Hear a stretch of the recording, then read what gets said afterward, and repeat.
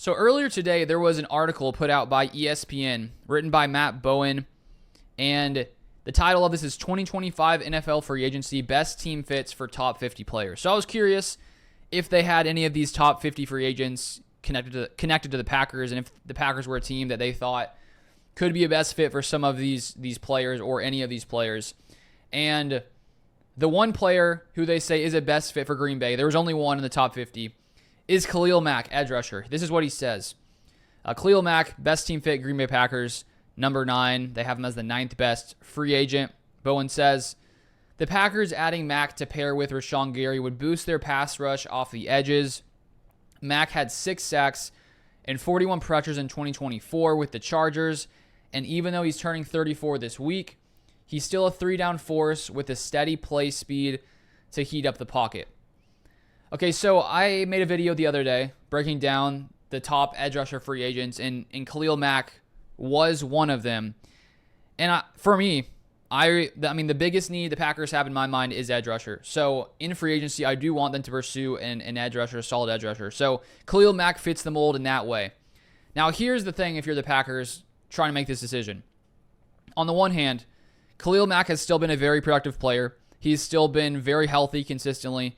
He played in 17 games in 2022 and 2023, and he played in 16 games in 2024. So over the past 3 years, he's only missed 1 game. So he's a very consistent player, a guy who in the past few seasons has not missed a lot of time. So that's something that you would like in a free agent addition. The one concern on my end is the fact that he's about to be 34 years old.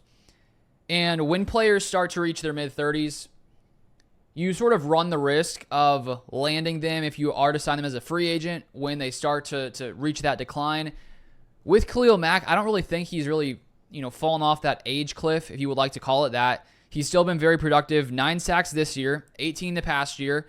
And according to PFF, with pass rushers, edge rushers, with a minimum 100 pass rush snaps, he was 25th in win percentage at 14.5%. So he's still been very productive as a pass rusher.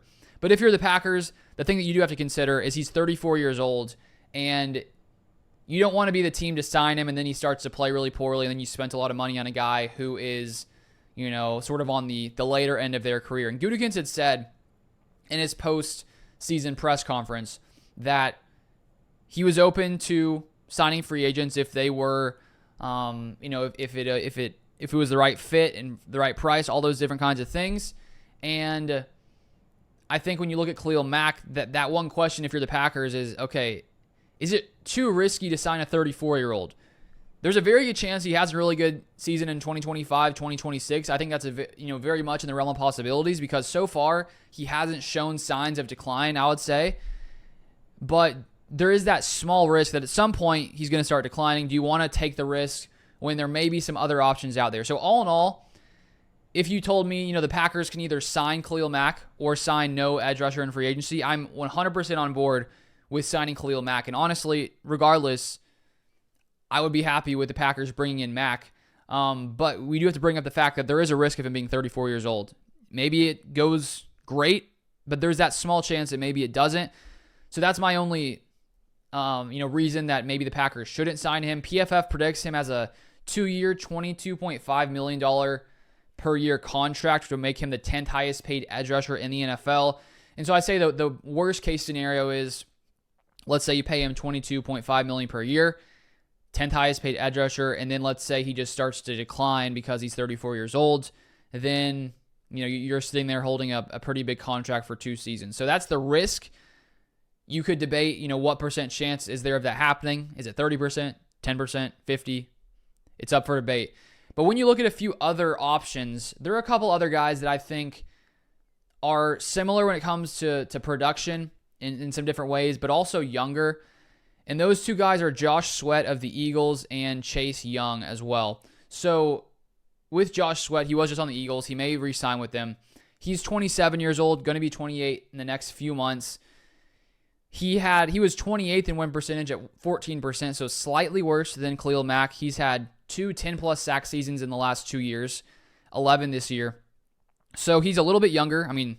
Nearly 6 years younger.